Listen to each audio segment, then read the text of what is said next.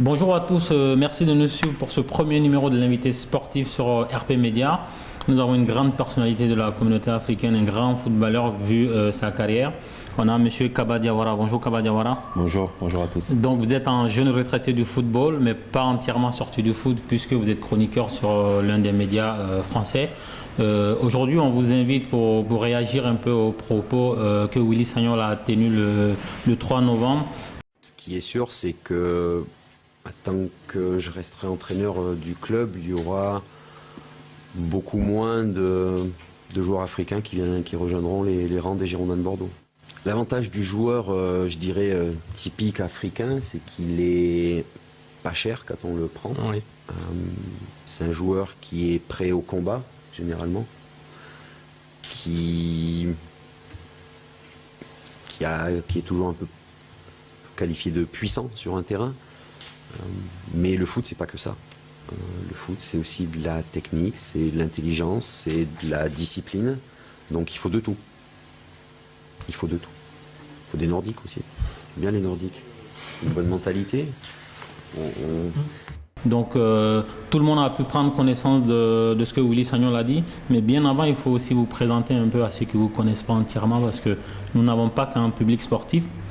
Donc pour ceux qui n'ont pas suivi le foot ou qui n'étaient pas là au moment où Kaba Diawara faisait des beaux gestes dans le championnat de France de Ligue 1 avec son pied gauche ou dans le championnat anglais ailleurs, Kaba Diawara c'est un international franco-guinéen, donc a joué avec le Sili national de Guinée, qui a aussi joué dans des clubs importants tels que Arsenal, Blackburn, qui a joué pour le PSG, qui a joué pour l'OM, qui a joué pour Rennes, qui a joué pour Bordeaux, qui a été champion de France avec Bordeaux en 2000.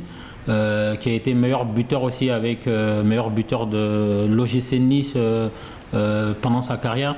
Donc Kaba Diawara, comment vous avez appris les propos de Willy Sagnol concernant le footballeur africain type? J'ai appris ça à la télé comme un petit peu tout le monde, donc bien entendu j'ai été choqué. Réagir, ouais, ça m'a choqué. J'étais assis dans mon canapé et je vois ça.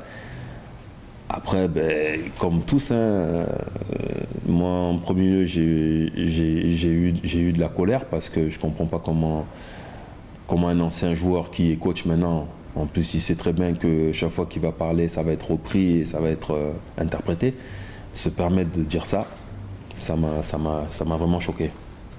Mais vous parlez certainement avec d'autres joueurs, qu'ils soient africains ou pas. Vous avez certainement décroché votre téléphone pour appeler des joueurs africains ou même d'autres joueurs pour essayer de parler entre vous. Aujourd'hui, quelle est la tendance? Comment parce que beaucoup de gens ne veulent pas s'exprimer, mais au fond, les quelques joueurs peut-être africains que vous avez dû avoir au téléphone ou même vu physiquement, qu'est-ce que les gens pensent de tout ça? On pense que c'est pas bien. Parce que déjà même lui, il a laissé 3-4 jours avant de répondre. Et dans toutes ses réponses, on a vu qu'il ne s'est même pas excusé, quoi. Il a juste dit une fois, je suis désolé si mes propos ont été mal interprétés. Il n'a pas dit sincèrement, les propos ont dépassé ma pensée ou quoi. Il a dit simplement qu'il s'est mal exprimé. Alors pour un gars qui se dit un petit peu plus intelligent que la moyenne dans ses interventions, dans ses interviews, il dit que par exemple Bielsa n'a pas réinventé le foot ou quoi. On croit qu'il est malin, qu'il est smart et tout ça, mais en fait non. On va pas aller dire qu'il est raciste, mais ce qu'il dit, il avait pas à le dire. Et je regrette un petit peu que des personnalités du football, notamment les grands joueurs qui sont encore en activité, n'aient pas réagi. Mais c'est ça un peu le problème le problème, parce que si vous voulez, on désigne une communauté africaine dans le foot à travers les propos de Willy Sagnol. Ces propos sont très clairs.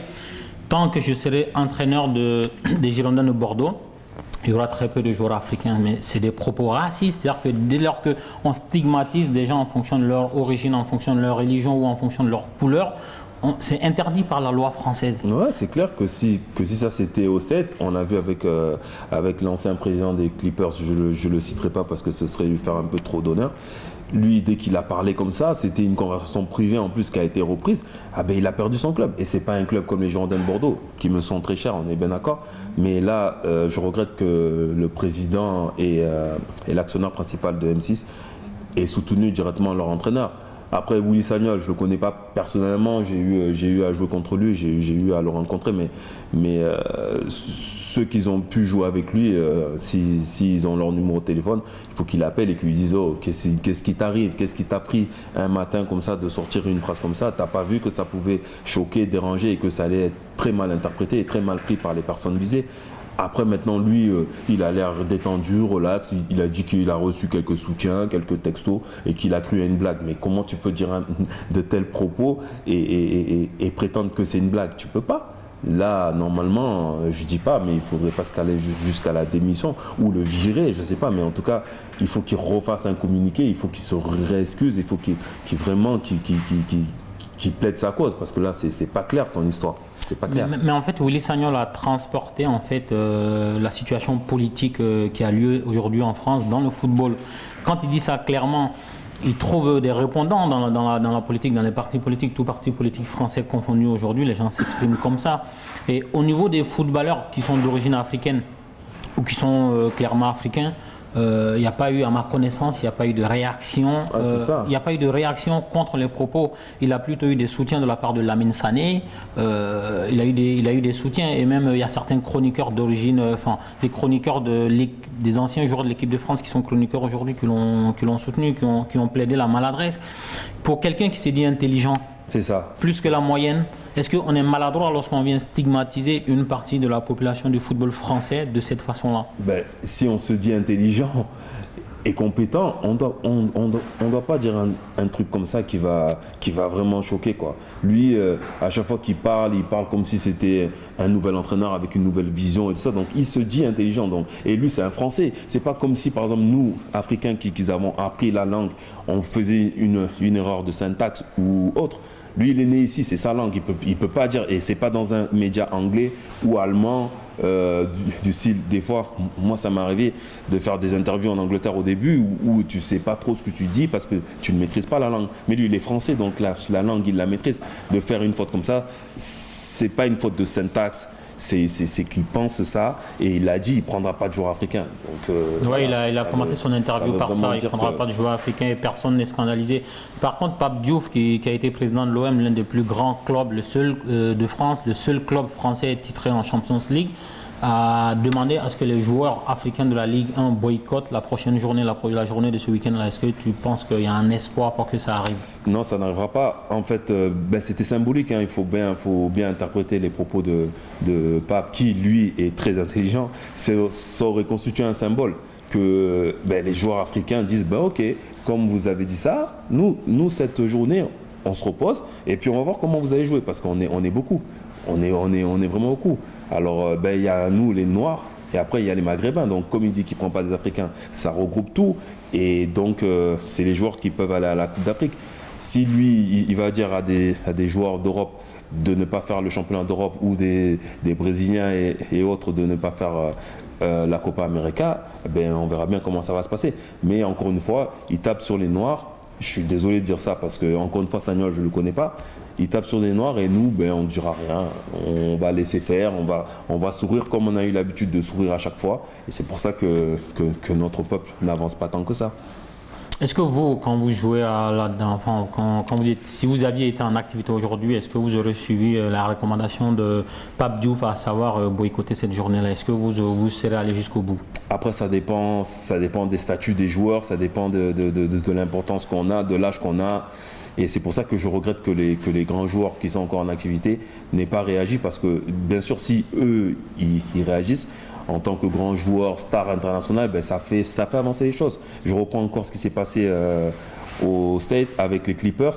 Dès qu'il y a eu la bande-son qui a été diffusée, il y a eu Magic Johnson, il y a eu des personnalités qui se sont positionnées claires et nettes. Donc ça a fait bouger les choses jusqu'à ce que c'est revenu jusqu'au domaine politique. Donc c'est vrai que nous, on n'est que des sportifs, mais c'est très lié tout ça. Et avec tous les problèmes qu'il y a dans la société, notamment sur le racisme et tous les comportements qu'on trouve qui ne sont pas adéquats, ça aurait pu bouger les choses. C'est pour ça qu'encore une fois, je regrette que des stars...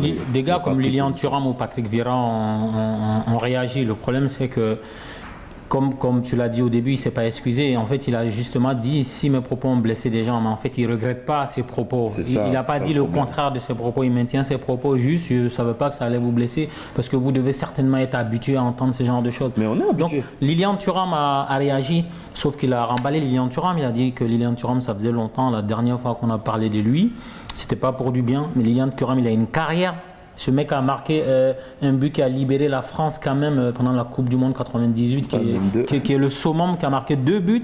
C'est quand même un summum du football français que Lilian Thuram parle à ce monsieur-là de cette manière-là. Est-ce qu'il n'y a pas un problème global en France et en particulier dans le football? Oui, parce qu'encore une fois, on tape sur les Noirs. Je ne veux pas être, moi, à mon tour raciste ou que mes propos soient mal interprétés, mais on a bien vu quand on tape sur d'autres communautés, je veux pas citer personne comme ça, il n'y aura pas de confusion, ça fait du bruit et ça remonte jusqu'à la politique. Donc là, encore une fois, on tape sur les Africains, c'est pas grave, on a toujours été habitués, l'esclavage en est la preuve, et on va rien dire et on va passer à autre chose, ça va être banalisé et puis on va continuer comme ça.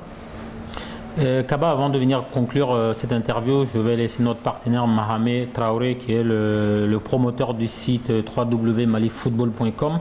Donc il y a quelques questions à vous poser et ensuite je viens conclure l'interview. On fait comme ça? Les propos de Willy Sagnol a fait réagir pas mal de monde.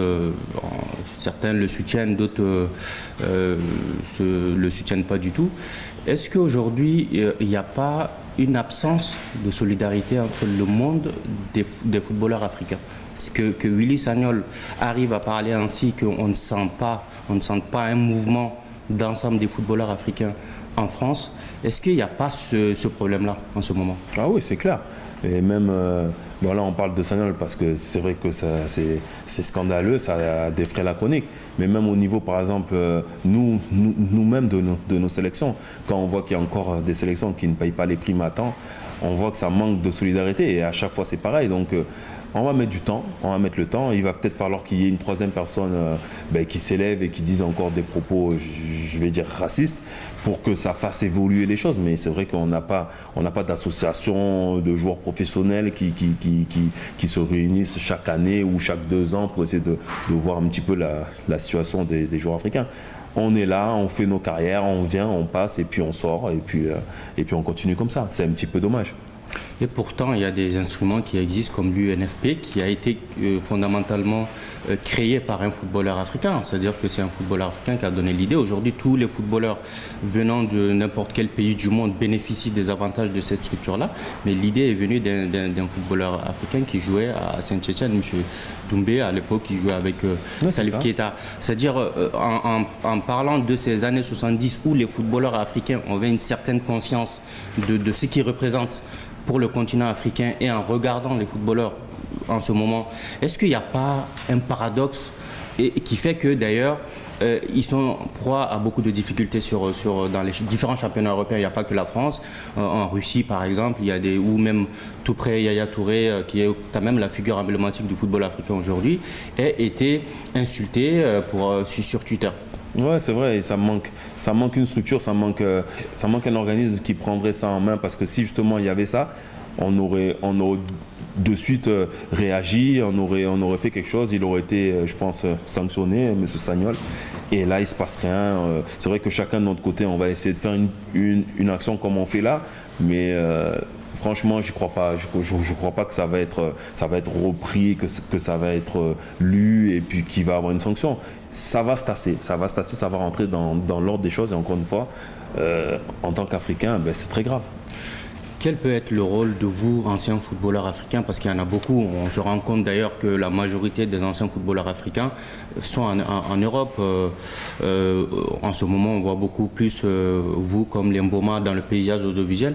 Mais quel peut être votre rôle pour accompagner les jeunes footballeurs de par votre expérience dans le monde du football français? Déjà, il faudrait que nos fédérations nous reconnaissent comme ambassadeurs, qui nous laissent venir aider. Parce que moi, je sais que plusieurs fois, moi je suis guinéen, mais plusieurs fois on m'a approché et puis après ça s'est jamais matérialisé.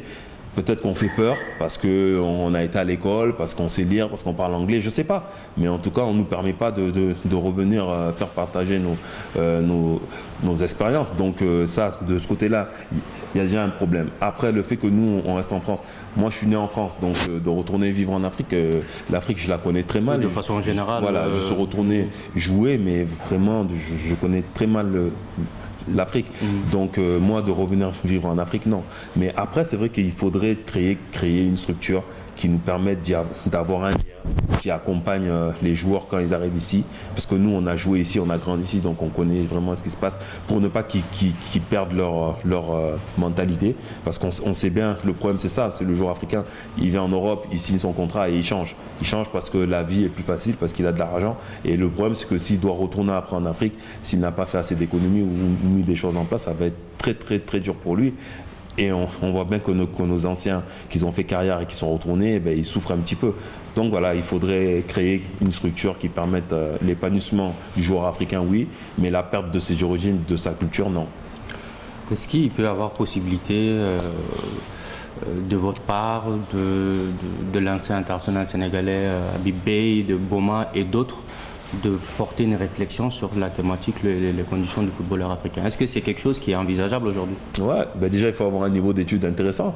On a un grand frère qui est Pape Diouf, parce que lui, avec sa dialectique, son passé, son background, il est capable de parler, de porter une voix. Ce que nous, on aurait comme idée, de lui de le mettre sur écrit et puis de parler clairement. Nous, on est que des footballeurs, j'ai envie de dire. Même si des fois ça parade un petit peu. Vous êtes quand même des figures aujourd'hui, même si du point de vue intellectuel, c'est pas long, mais justement, du point de vue charisme, vous représentez quelque chose quand même. Vous êtes des symboles du football africain de façon générale, mais de l'Afrique aussi. Oui, si on nous donne les moyens, si on nous donne l'opportunité, je suis sûr qu'il y en a beaucoup qui voudraient se joindre. Vous pouvez lancer, le mouvement. Moi, j'attends, je n'ai pas la prétention. Vous êtes disponible en tout cas. Voilà, moi je suis disponible. S'il y a un truc à faire, je m'impliquerai, ça c'est sûr. Mais après, moi, être à la base au départ, déjà, il faudrait trouver les axes de réflexion et vraiment trouver la personne adéquate qui est, je pense, un Pape Diouf qui a les mots, qui est en politique, qui connaît le football de façon générale, qui a de l'expérience. Ancien président de club. Voilà, pour nous assister. Que pensez-vous du débat qui revient souvent dans le championnat français par rapport à la date de la CAN, vous qui avez joué plusieurs CAN? Est-ce que c'est pas encore une fois une façon de minimiser le football africain en disant pourquoi on joue la CAN pendant un milieu de saison, pourquoi ne pas le déporter en fin de saison? Est-ce que vous pensez que c'est justifié? Encore une fois, nous, on est victime de ça parce qu'on part en pleine compétition, vu que la majorité des bons joueurs africains jouent en Europe. On ne parle pas des Brésiliens, des Argentins, quand ils partent 2 mois à faire la Copa América, en plus juillet, août en plus, donc c'est avant la préparation, donc il manque tout. On n'en parle jamais, on ne sait pas pourquoi. Encore une fois, on tape sur le continent africain. Bon, on va commencer à avoir l'habitude. C'est ça qui est un petit peu dommage, qu'on banalise les choses et on continue. Il ne faut pas non plus rester sur le bras croisé en disant il faudrait peut-être plus de joueurs dominants. Quand même les symboles de ce football africain puissent quand même se mettre en ordre de bataille pour montrer la voie. Parce que ce qui est aussi inquiétant, c'est qu'on ne voit pas de réaction. On parlait tout à l'heure, il n'y a pas eu de réaction de joueurs en activité africain, à part l'ancien international malien Cédric Kanté qui a donné une interview au Monde. Mais à part ça, on n'a vu personne. Or, c'était peut-être l'occasion de permettre aux anciens de se dire écoutez, la récréation est terminée, nous voulons que désormais nous soyons réfugiés ou nos petits frères soient respectés. Mais déjà, on a beaucoup évolué. Hein. Le problème, moi je sais que quand j'ai commencé à aller en sélection, donc 10 ans avant que je parte en sélection, donc j'étais à Bordeaux à choisir entre les espoirs français et la sélection de Guinée. On m'a mis la pression, on m'a mis une grosse pression parce que de dire ouais mais si tu vas en sélection africaine ça va mal se passer, tu vas pas avoir la même carrière que si tu es international français. Donc déjà ils nous mettent ça dans la tête très jeunes, nous les joueurs qui sont nés ici. Hein. Après donc les joueurs africains qui arrivent, donc qui sont déjà des internationaux, le problème c'est que ils veulent tellement ressembler à ce qui se fait en France qu'ils oublient un petit peu le continent africain et c'est pour ça que ça fait un amalgame qui fait que voilà quand on tape sur l'Afrique, il se passe rien. Il ne se passe rien et puis personne ne réagit et puis ça prend du temps et puis voilà. Une dernière question, c'est par rapport à l'actualité, la crise Ebola qui sévit en Afrique et aussi on parle de soit report ou annulation de la CAN au Maroc à quelques mois de la compétition. Quelle est votre réaction là-dessus? Ben ça c'est du grand n'importe quoi parce qu'il y a beaucoup de vols qui partent de Guinée et qui vont au Maroc. On n'a pas vu un seul cas d'Ebola qui arrive, donc les personnes qui voyagent, elles sont traitées, soignées, ou alors si c'est possible de mettre un dispositif à l'entrée du pays pour vérifier que les personnes qui rentrent soient en bonne santé. La CAF doit vraiment stopper ça. Il doit dire voilà, vous avez voulu la CAN, vous l'organisez, les Marocains, on est désolé, vous assumez. Et puis je pense qu'il n'y aura pas de souci. Pour moi, elle va se disputer au Maroc et elle va se disputer dans un bon climat avec peut-être une victoire finale de la Guinée. Merci beaucoup Kaba Diawara et c'est moi. Au plaisir de vous revoir pour d'autres chroniques et aussi félicitations sur tout ce que vous faites à travers la chaîne Canal+, sur le football de façon générale, mais le football africain.